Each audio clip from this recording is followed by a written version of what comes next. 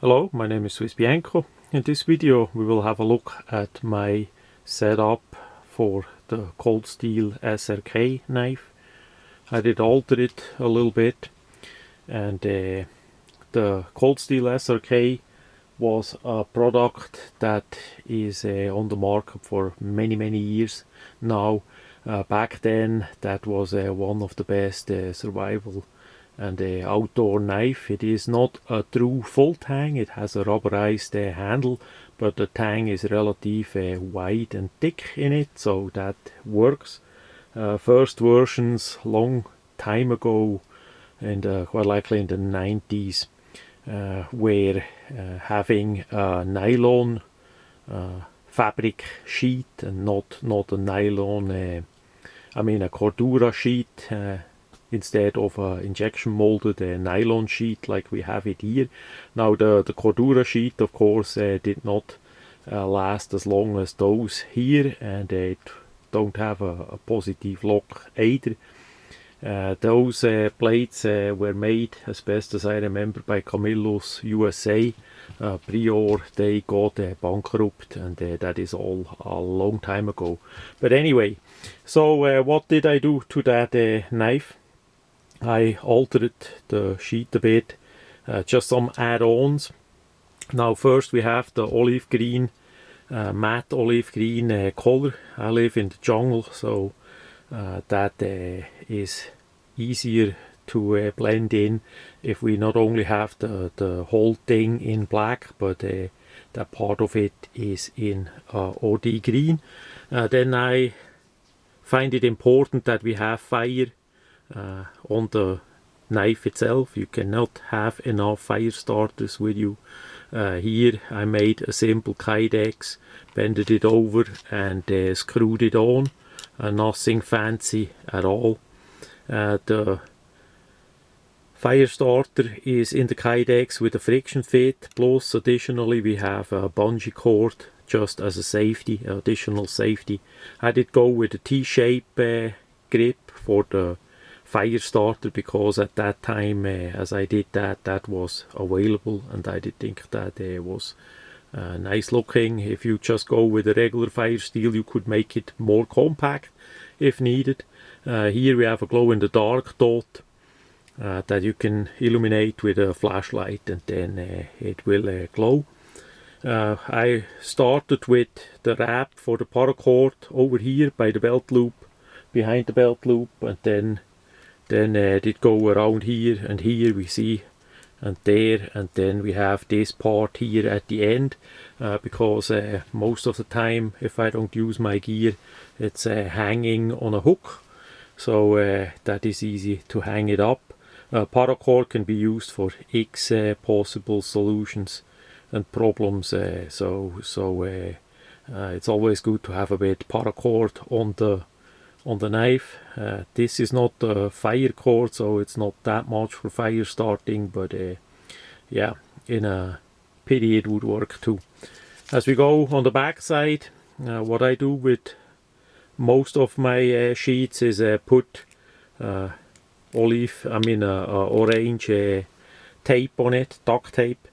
First for visibility, if I put the knife down in the jungle, in the forest, wherever, if you put it down like that, you may have a problem losing it. If you put it down that way, you see it really well. Plus also that tape can be taken off and used together with the fire starter as a tinder. That usually starts the fire pretty good, because the glue that is used on the tape catches the fire relatively well. Then often I make such devices here to size. So what that is a thin piece of aluminium plate, sheet metal, cut to size, round off the edges, and glue sharpening sandpaper on it for metal. This you can do on both sides. If you want, you can do one side with a certain grit and the other side with a different grit of sandpaper, or you simply use the same as you feel. In this case here, I did not wanna put it, glue it or mount it permanently on the knife, so I used the paracord as a hook, and then here we have some bungee cord as a possible way to keep it down.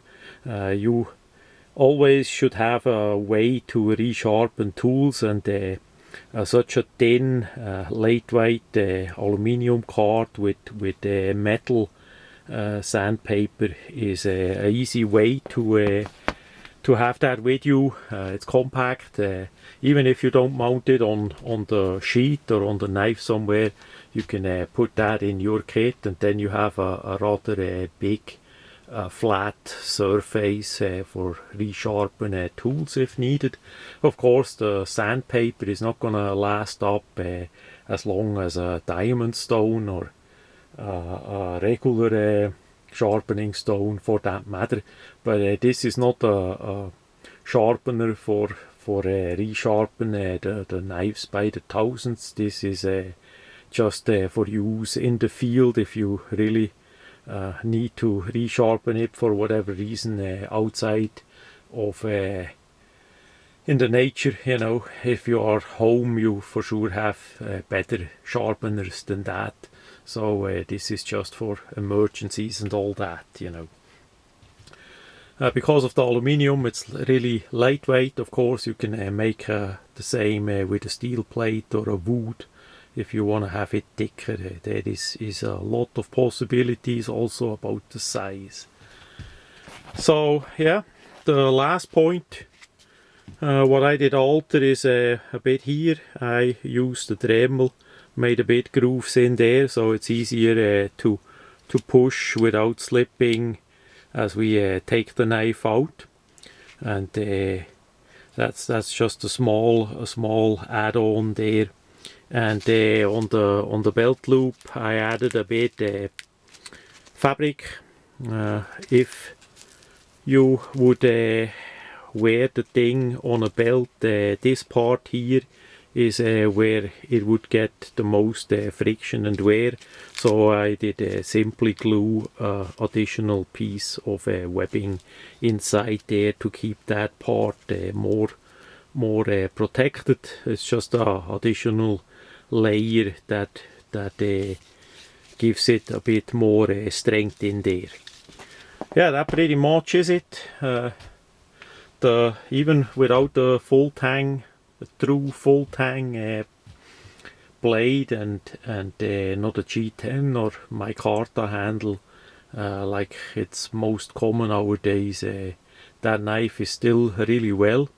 It's not too big, not too small, not too heavy and not too light. Has a great shape of the blade for many uses, and since they upgraded the sheet to that injection molded nylon version, which is now already in use for X years, that did leap ahead pretty well compared to the fabric sheet that they had before, but that back then that was common that way.